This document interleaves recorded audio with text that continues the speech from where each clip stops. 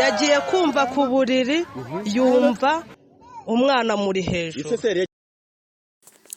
Reka twongere tubasuhuze mwese aho muherereye ku mpande zitandukanye hirya no hino ku isi. Dushimiye cyane ko muri kutwumva kandi akenshi tunejejwe cyane n'uburyo mukomeje gukurikirana ibiganiro byacu ko bitambuka umunsi ku munsi. Uyu ni umwanya w'amakuru, njye ubagezaho amakuru nitwa Ildefonse Habimana. Ndabasuhuje.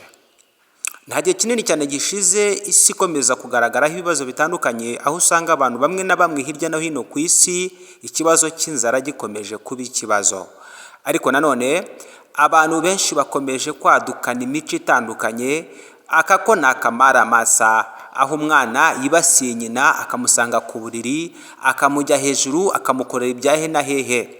Ibi byabaye mu gihe umugabo cyangwa se yari yagiye ku irondo, aho umugore yari ari ku buriri aryamye atazi neza uwo ari we, ngo umwana yagiyeho arihiringa ibyuya biramurenga, ngo ariko ngo umugore ngo nyuma yo kuza gukora ku muntu nk'uko asanzwe ashyikirana n'umugabo we, mu gukora ku munwa no hehe hose ngo akoze ku mutwe ngo yumva ngo nta bwanwa ngo nta n'iki, ngo yumva ntago ari we. Niko guhita ashidukira hejuru ajugunya uwari muri hejuru hasi, mu kwitegereza neza asanga n'umwana we.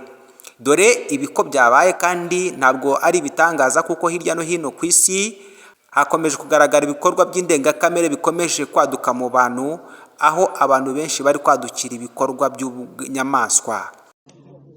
Twari turi mu nzu muri saro, noneho ibitotsi bije umubyeyi ajya kuryama, ahasigara umwana na se muntu uza muri saro.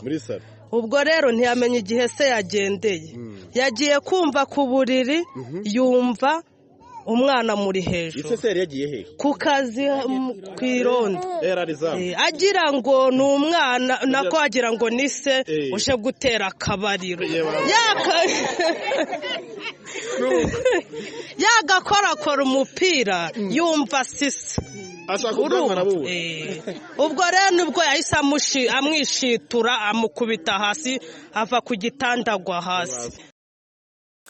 Mu yandi makuru, mu mahanga hakomeje kugaragara inyamaswa zimwe na zimwe zibana n'abantu, zikomeje kuzamura ubumenyi butandukanye kandi ubumenyi burenze. Ni ukuvuga ngo uko abantu batuye hirya no hino ku isi mu mago yabo boroye inyamaswa zitandukanye, harimo imbwa ndetse n'izindi nk'izo ngizo.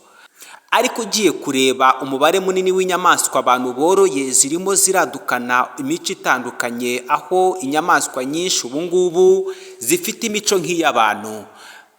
Ni mu gihe gito twamaje kubona ko hari ahantu inka yabyaye abana babiri mu gihugu cy'u Rwanda itewe inda n'umugabo, noneho ubu ngubu imbwa zirimo zirakora ibikorwa bihambaye utabasha gukeka. Dore nk'ubu ngubu uko byari byifashe.